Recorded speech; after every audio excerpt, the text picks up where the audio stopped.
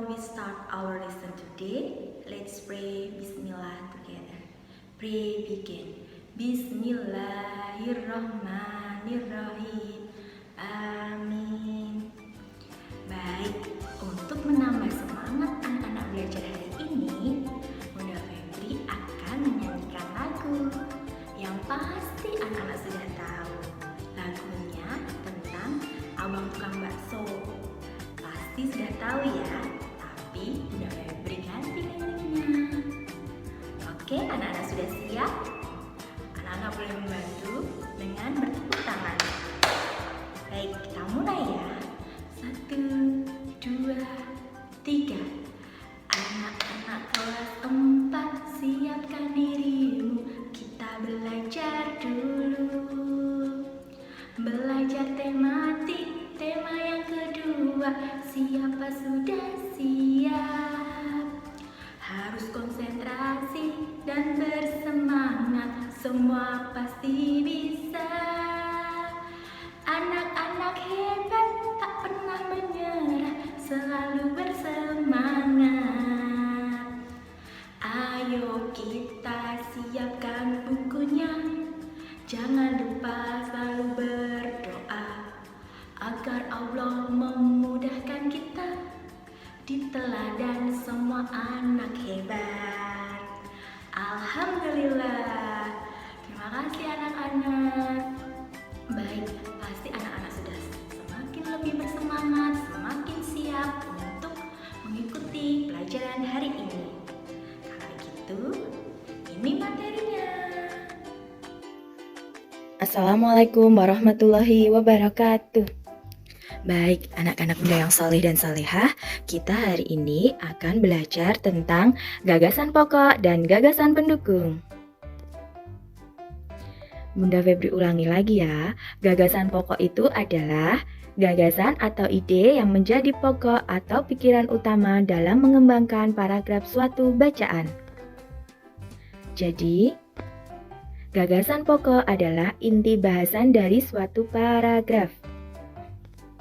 Lalu, gagasan pokok itu dapat dilihat pada kalimat utamanya, dan kalimat utama biasanya terletak pada awal paragraf atau disebut juga dengan paragraf deduktif, atau di bagian akhir paragraf disebut juga dengan paragraf induktif, atau di awal dan di akhir paragraf disebut dengan paragraf campuran. Kalimat utama yang terletak pada bagian akhir paragraf biasanya diikuti dengan kata-kata oleh karena itu, oleh sebab itu, jadi, dan dengan demikian. Lalu, gagasan pendukung itu apa? Gagasan pendukung adalah uraian atau tambahan informasi yang mendukung gagasan pokok. Gagasan pendukung berupa kalimat-kalimat penjelas yang memberi tambahan untuk gagasan utama. Sekarang kita amati ya bacaannya. Di sini ada bacaan hemat energi, hemat biaya. Hemat energi adalah mempergunakan energi yang ada dengan seperlunya saja. Energi yang kita gunakan tidak dapat diperbarui. Oleh karena itu, kita harus mempergunakannya sehemat mungkin. Apabila kita hemat menggunakan energi, kita pun akan menghemat biaya. Contoh energi yang perlu kita hemat penggunaannya adalah listrik. Listrik merupakan energi yang tidak dapat dilihat, namun dapat kita rasakan manfaatnya. Listrik sangat berpengaruh terhadap kehidupan manusia. Pada saat ini, listrik sangat berperan dalam membantu berbagai aktivitas manusia sehari-hari. Untuk mendapatkan listrik, manusia bersusah payah membuat berbagai macam pembangkit listrik. Pembangkit listrik itu contohnya pembangkit listrik tenaga air atau PLTA, pembangkit listrik tenaga surya atau PLTS, pembangkit listrik tenaga uap atau PLTU. Masing-masing pembangkit ini memerlukan biaya yang sangat besar dalam pembangunannya.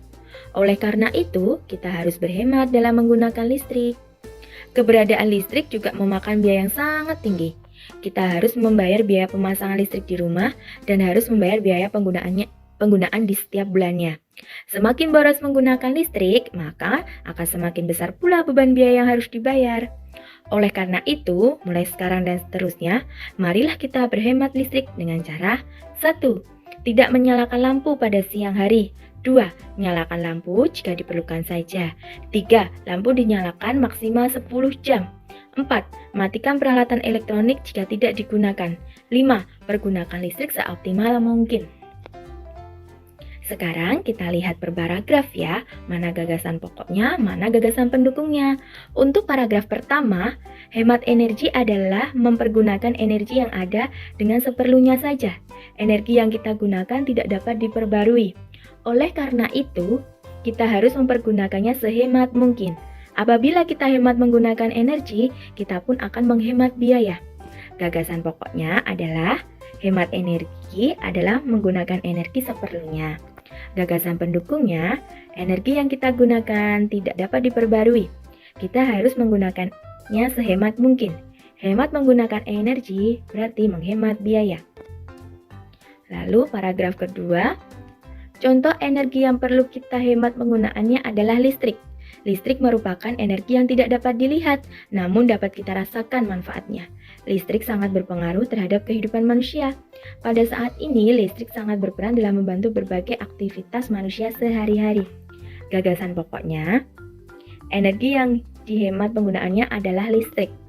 Gagasan pendukungnya, listrik energi yang tidak dapat dilihat namun dapat dirasakan manfaatnya. Listrik sangat berpengaruh terhadap kehidupan manusia. Listrik sangat berperan membantu berbagai aktivitas manusia sehari-hari. Lalu paragraf yang ketiga, untuk mendapatkan listrik, manusia harus bersusah payah membuat berbagai macam pembangkit listrik. Pembangkit listrik itu contohnya pembangkit listrik tenaga air atau PLTA, pembangkit listrik tenaga surya atau PLTS, pembangkit listrik tenaga uap atau PLTU, dan lain-lain. Masing-masing pembangkit listrik ini memerlukan biaya yang sangat besar dalam pembangunannya. Oleh karena itu, kita harus berhemat dalam menggunakan listrik. Gagasan pokoknya adalah listrik dihasilkan melalui pembangkit listrik. Gagasan pendukungnya, contoh pembangkit listrik antara lain PLTA, pembangkit listrik tenaga air, PLTS, pembangkit listrik tenaga surya, dan PLTU, pembangkit listrik tenaga uap. Setiap pembangkit listrik memerlukan biaya yang sangat besar pembangunannya. Kita harus berhemat menggunakan listrik. Lalu, paragraf keempat, keberadaan listrik juga memakan biaya yang sangat tinggi. Kita harus membayar biaya pemasangan listrik di rumah dan harus membayar biaya penggunaan setiap bulannya. Semakin boros menggunakan listrik, maka akan semakin besar pula biaya yang harus dibayar. Gagasan pokoknya, keberadaan listrik memakan biaya yang sangat tinggi. Gagasan pendukungnya adalah kita harus membayar biaya pemasangan listrik dan membayar biaya penggunaan setiap bulannya. Semakin boros menggunakan listrik, semakin besar biaya yang akan dibayar. Lalu, untuk paragraf kelima, oleh karena itu, mulai sekarang dan seterusnya, marilah kita berhemat listrik dengan cara 1. Tidak menyalakan lampu pada siang hari. 2. Nyalakan lampu jika diperlukan saja. 3. Lampu dinyalakan maksimal 10 jam. 4. Matikan peralatan elektronik jika tidak digunakan. 5. Penggunaan listrik seoptimal mungkin. Gagasan pokoknya adalah cara berhemat energi listrik. Gagasan pendukungnya yaitu tidak menyalakan lampu pada siang hari. 2. Menyalakan lampu hanya diperlukan saja. 3. Lampu dinyalakan maksimal 10 jam. 4. Matikan peralatan elektronik jika tidak digunakan. 5. Menggunakan listrik seoptimal mungkin. Baik, itulah gagasan pokok dan gagasan pendukung di paragraf tadi. Nah, anak-anak bunda yang solih dan solihah, apakah sudah mengerti ya bagaimana mencari gagasan pokok dan gagasan pendukungnya? Sekarang kita akan belajar tentang hak dan kewajiban kita dalam berhemat energi. Pengertian hak itu apa bunda? Hak adalah segala sesuatu yang mutlak menjadi milik kita. Lalu, pengertian kewajiban adalah segala sesuatu yang harus dilakukan dengan penuh tanggung jawab. Kewajiban dilaksanakan lebih dahulu, baru setelah itu kita akan mendapatkan hak. Kewajiban dan hak harus dilaksanakan secara seimbang. Penghematan adalah merupakan tindakan mengurangi jumlah penggunaan energi. Nah, di sini adalah hak dan kewajiban kita terhadap air. Yang pertama, haknya untuk makan dan minum. Kita bisa mandi, kita bisa memasak, dan untuk keperluan rumah tangga lainnya. Lalu kewajiban kita terhadap air, jangan membuang sampah sembarangan karena akan mengakibatkan banjir. Yang kedua, membersihkan selokan jika selokannya kotor, banyak sampah. Yang ketiga, mengadakan reboisasi atau penanaman pohon kembali. Yang keempat, hemat dalam penggunaannya. Lalu, yang ini, hak dan kewajiban terhadap listrik. Haknya kita adalah belajar menggunakan laptop, menyetrika pakaian, menonton TV, mendapatkan penerangan. Lalu, kewajibannya adalah mematikan TV jika tidak ditonton, mematikan lampu pada siang hari, mengurangi penggunaan AC atau kipas, mengeringkan pakaian secara alami. Lalu, hak dan kewajiban kita terhadap minyak bumi. Yang pertama, haknya adalah memanfaatkan untuk keperluan sehari-hari, mengelola minyak bumi, mencari keuntungan dari minyak bumi. Lalu, kewajiban kita adalah menjaga dan melestarikannya, menghemat dalam penggunaannya, menggunakan sumber energi alternatif, melaporkan pelanggaran kepada pihak yang berwajib.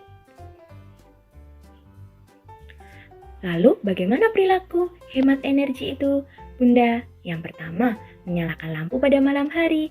Yang kedua, mematikan lampu pada siang hari. Yang ketiga, mematikan TV jika tidak ada yang menonton.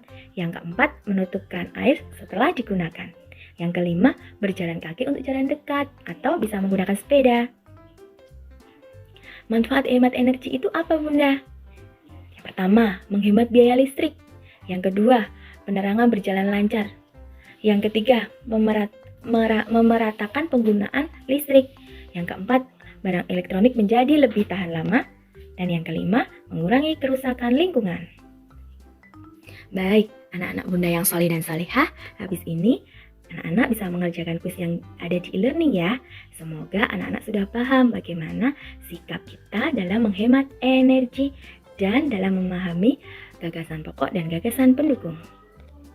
Karena Bunda percaya di teladan semua anak itu hebat. Terima kasih anak-anak Bunda yang soleh dan salihah. Baik anak-anak Bunda yang soleh dan solehah, bagaimana? Sudah memahami bukan materi yang ada di e-learning hari ini? Semoga anak-anak semakin paham dengan materi hari ini. Untuk itu, jangan lupa mengerjakan soal yang ada di web e-learning ya. Ingat, dikerjakan dengan penuh hati-hati dan teliti karena hanya dikerjakan satu kali. Baik, kalau itu Bunda Bebe akhiri ya.